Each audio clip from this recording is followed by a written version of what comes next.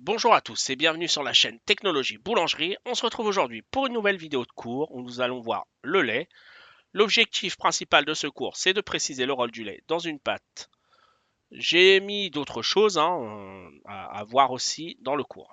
Alors, première chose, définition, c'est un liquide blanc opaque légèrement sucré, peu odorant qui provient de la traite des vaches. Sa composition, donc le lait de vache, il a une part importante dans l'alimentation humaine. Son poids, un litre de lait, ça ne fait pas 1 kilo, puisqu'en fait, on dit 1 litre d'eau égale à 1 kilo, ça c'est la référence. Et ensuite, le lait, lui, est plus lourd, l'huile, par exemple, est plus léger. Donc, 1 litre de lait, ça fait 1030 grammes ou 1 kg 30, tout simplement.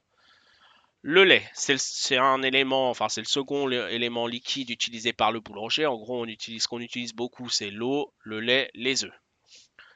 La composition du lait.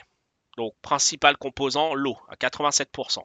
Ensuite, les glucides à 5%. Donc, les glucides, petit rappel, c'est les sucres. Les lipides à 4%. Les lipides, c'est les matières grasses. Les protides à 3%. Les protides, c'est les protéines.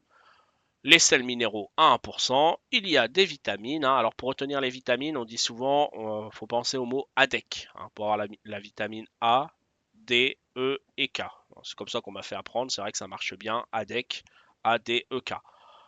Ce qui est intéressant dans le lait, c'est le calcium, qui va servir à la croissance. Son rôle, donc ça par contre à connaître vraiment par cœur. Son rôle, il va améliorer la saveur des produits, ou alors on peut dire il donne du goût, c'est pareil. Permet de régler la température de la pâte, selon si on met du lait plus ou moins chaud, ou bien au contraire du lait très froid.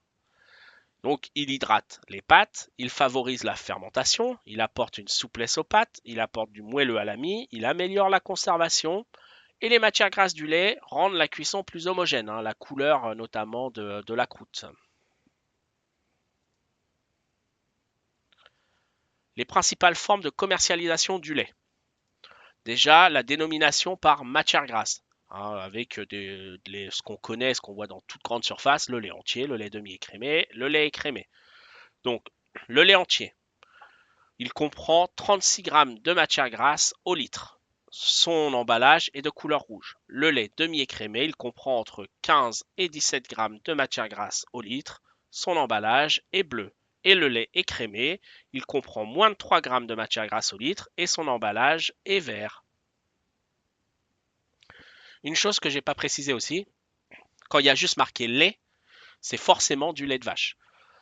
Pour que ça soit par exemple lait de coco ou autre, il faut obligatoirement qu'il y ait marqué lait et puis la dénomination qui suit. Donc lait par exemple de coco. Mais s'il y a juste marqué lait, c'est vache.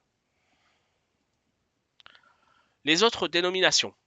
Le lait cru, donc qui est un lait qui n'a pas reçu de traitement thermique. Le lait pasteurisé, donc lui le lait pasteurisé il est chauffé à 80 degrés pendant 20 secondes, puis il est refroidi. Le but étant de détruire les germes pathogènes, donc c'est ce qu'on appelle la pasteurisation qui se fait pour plusieurs choses. On peut encore augmenter la température et là on va passer à la stérilisation. La stérilisation c'est 120 degrés pendant 15 à 20 minutes. Donc on va tout simplement détruire également les toxines, les microbes, mais également les enzymes et aussi tout ce qui est vitamines, tout ça, le côté un peu nutritionnel, on a tendance aussi à le détruire avec la stérilisation vu que ça reste 15 à 20 minutes à 120 degrés.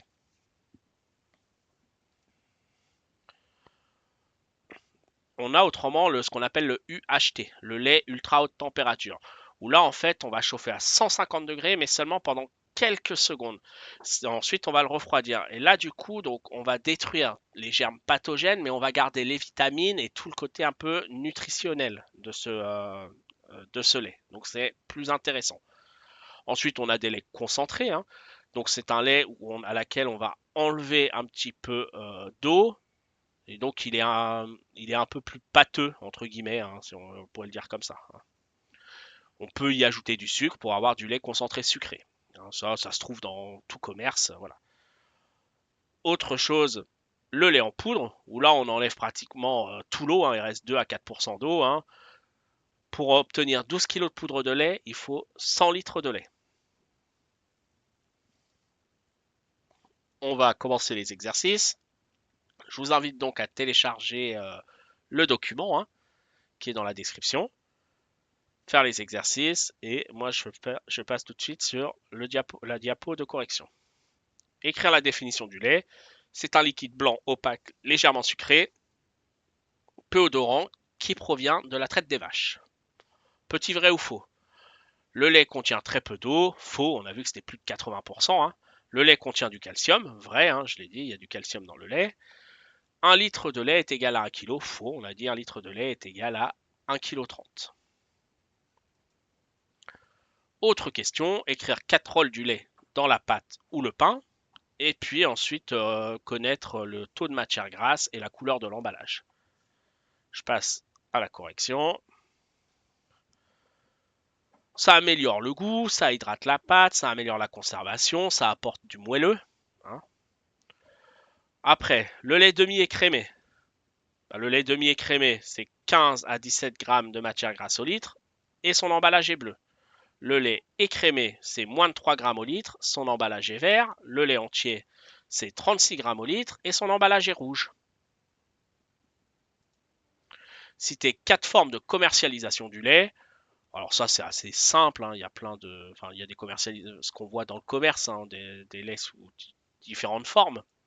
On a par exemple, là j'ai mis lait entier, lait concentré, poudre de lait, le lait UHT. Après, on pourrait mettre aussi, j'ai pas mis là, mais les laits aromatisés par exemple, quand on achète des laits qui sont directement au chocolat ou des fois il y a des trucs à la fraise, des laits fraises, des trucs comme ça c'est ce qu'on appelle des laits aromatisés. Ça c'est intéressant, je dirais, dans ce cours-là, vraiment, donc retenir les rôles, connaître aussi les formes de commercialisation et voilà, la définition me paraît aussi intéressante. Après, je pense pas qu'ils iront vous chercher, par exemple, sur le lait entier, c'est 36 grammes de matière grasse au litre. Ça, je pense pas. Connaître après que le lait entier, c'est l'emballage rouge, je pense que ça, vous le connaissez tous, hein, les types d'emballage.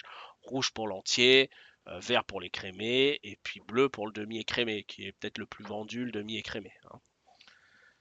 Eh bien, normalement, si je ne me trompe pas, le cours est fini pour aujourd'hui. Je vous remercie de m'avoir écouté. J'espère que ça va vous servir et je vous dis à une prochaine.